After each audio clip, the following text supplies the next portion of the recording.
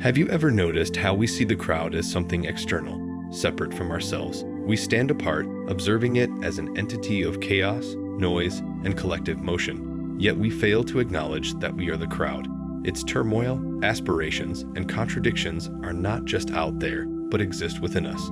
This realization is crucial because if we long for deep transformation in the world, we must first recognize that change begins within. True revolution does not arise from speeches, protests, or manifestos alone. It emerges from a profound shift in individual consciousness. It is easy to demand change from society while neglecting the disorder in our own minds. But until we confront our inner confusion, the external world will always reflect that same turmoil, the root of change. We often desire change because we feel uneasy with who we are. There is a constant tug-of-war between how life is and how we believe it should be. This discontent fuels our longing for something higher, a more harmonious existence, yet it also creates an internal struggle.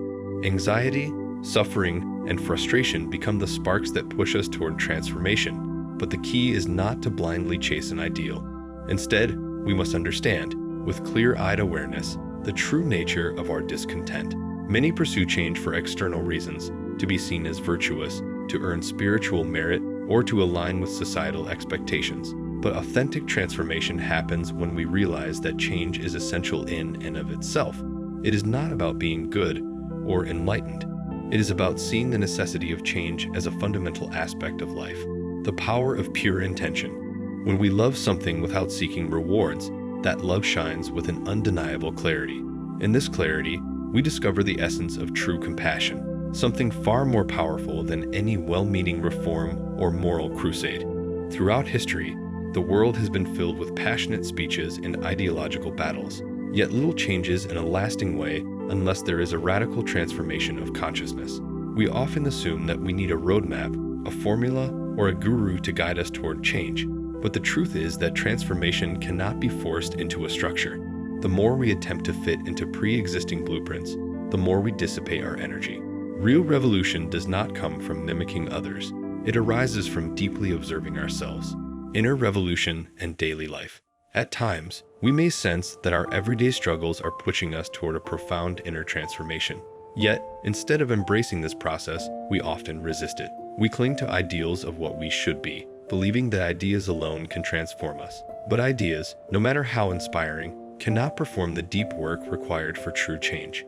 That kind of transformation demands unwavering attention, a sharp awareness of how we waste our energy through conflict, avoidance, and blind conformity. Most of us fall into the habit of compliance, seeking the path of least resistance. But when we begin to notice how laziness, resignation, or dependence on authority drain us, we might try to force change through sheer willpower.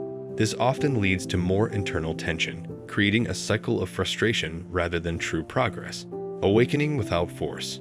For the world to change, each of us must awaken, not through grand gestures or public declarations, but in the quiet depths of our own minds. When awakening happens, it is not something orchestrated through discipline or force.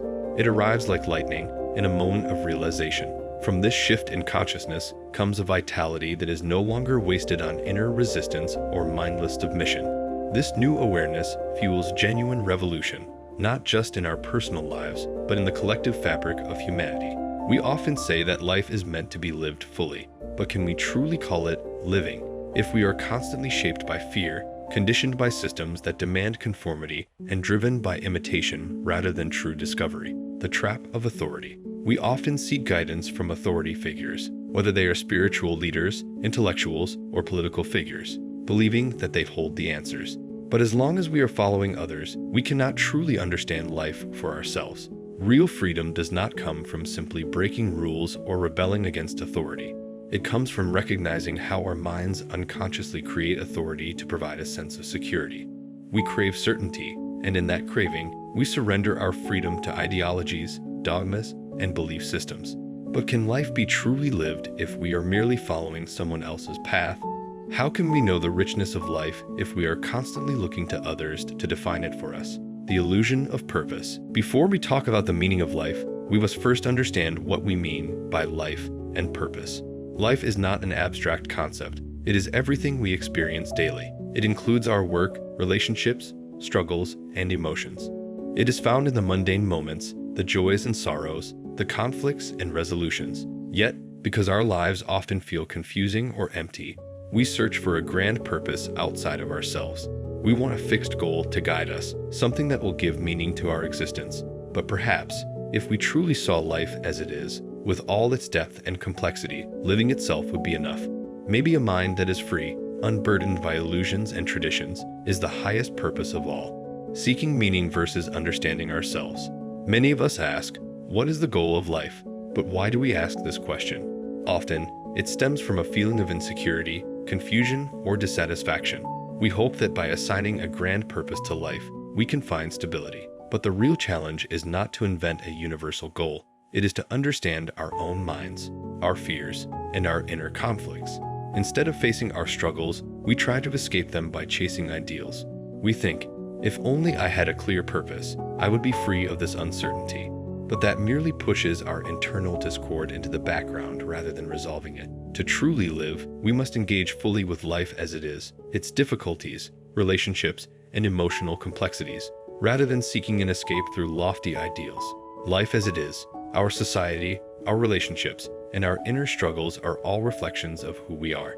No philosopher, guru, or expert can solve this for us. We all sense the need for change, but transformation is not something that can be handed to us. It must be discovered from within. If life feels dull, repetitive, or meaningless, the solution is not to chase a distant goal, but to deeply examine why our lives feel that way. A mind that is shallow cannot create a meaning that is not equally shallow. Therefore, instead of searching for a purpose, we should focus on enriching our inner world, not with wealth or achievements, but with genuine awareness, sensitivity, and understanding. Love as the ultimate meaning. Some claim that the purpose of life is to find God, to achieve happiness, or to reach enlightenment.